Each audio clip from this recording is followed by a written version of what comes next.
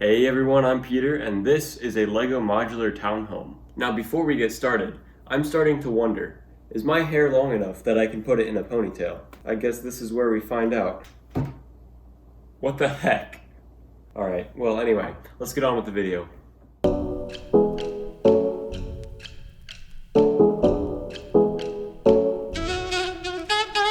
Okie dokie, that was weird. Also, quick side note, I did build this for my dad, so a lot of weird stuff in here, like the fact that there's no bathroom, yeah, that was not my decision, that was his decision, because I asked him about stuff like that. I guess he'll just be taking dumps in the kitchen sink then, huh? Oh, and the other thing I wanted to mention is that this is inspired by, like, San Francisco homes, and I know a lot of other people have tried to build these out of Lego, but this is just inspired by that, so there are some elements of it that are not 100% real-life accurate. Alright, got it? Now let's move on to the actual build. Let's start on the front. Since this is a modular building, there's a sidewalk in front of it, which has actually a pretty normal amount of space for a modular building. There's also a mailbox and a chrome grill, since every single modular building seems to have a chrome grill. On the first floor, it's supposed to be kind of like a basement. Well, it's a garage, but it's like the foundation level of the house. And next to it, there's a staircase that leads you inside the actual building. Above that, there's a planter box with some flowers that actually uses an illegal building technique. Basically, what that means is that the parts go together in a way that they weren't designed to. So sometimes that's not so good for the parts. And I think in this case it's perfectly fine, so I'm just gonna leave it like that. Another thing about this building is that it has a bay window, which is basically that tall three-sided window you see on the front of the building there. Yeah, I don't know why it's called a bay window, but it just is, go with it. The second and third floor of this building are pretty much the same, although not exactly. They're definitely not the same on the inside, but like on the outside I'm saying, they're pretty much the same. The attic, on the other hand, is a whole different story. Literally. Anyway, you can see that there's some detailing which I just did by putting plates on their sides and then tiling over it so it looked more smooth. There's also a round window in the middle, which is just two arch pieces put together in a weird way, and it's not actually perfectly round, so shh. Also on the roof, there's a chimney and a little satellite dish with a radio antenna. The main attraction of this roof, however, is the skylight. This big boy opens right up so you can see all the boxes on the inside. Oh, wonderful. Everyone loves boxes.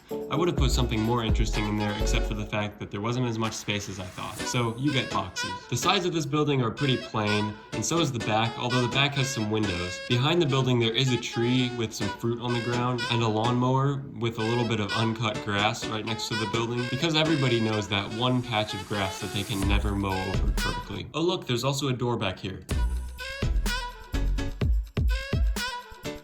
Like I said, the first floor is a garage, so obviously there's a car in here. Well, actually it's a pickup truck, and this pickup truck is actually custom. I made it a couple years ago, and I did make a video on it, but I realized that it was a not very good video, so I made it private, and it only has like 17 views. So props to you if you're one of the 17 people who watched it. Alright, so with the truck out of the way, you can see that there's the opening garage door, which actually is fully functional and does let the truck through. And next to that, inside the garage, there's some wooden boards hanging on the wall, and also a red workbench. I know a lot of people have red workbenches in their garage. I know there's one in our garage at least, and so I did my best to just kind of make that out of Lego. There's also like a little pile of sawdust and a box of something or other sitting there. Above that we have a cork board with a bunch of tools attached to it because, I don't know, who doesn't like cork boards? I guess you wouldn't really attach tools to a cork board in real life, but never mind that. On the back wall of the garage, there's another kind of table bench area with a soda sitting on it and a row of windows looking out the back. Alright, let's move on to the second floor.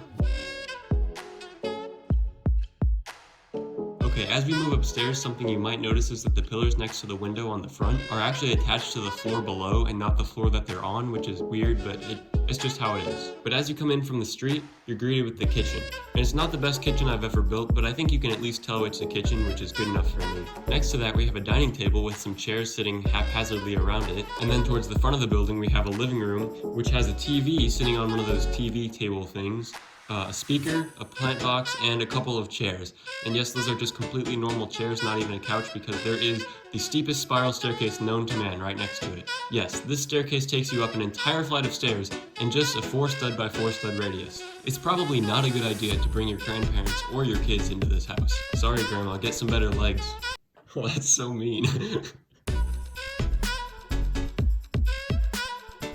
Okay, anyway, that brings us up to the third floor, which I gave him the option of what he wanted it to be. Obviously there had to be a bedroom, but I wanted to know if he wanted any other rooms, and he just said a bedroom. So the entire floor is a bedroom. I also forgot to leave a hole for the stairwell coming up, so I just put some black plates there, and everybody thinks it's a closet, but I know what it is, and so do you now. You can see there's also a fireplace and a ladder that leads up to the attic, which we already went over. And then on the other side of the room, there's a double bed and a nightstand with a clock on it. I figured my dad would probably own a computer, so I put one in the bedroom as well with a mouse. I don't know exactly where that computer came from. It probably was a LEGO City set. And now we've gone over the entire interior and exterior of the house, so I guess that wraps up this video. Thank you guys so much for watching. The support on my last video has been absolutely insane. Like I said, my city tour has been delayed. I don't know for how long, but it'll be coming eventually, I hope. But yeah, that's it for this video. So thank you for watching, and see ya.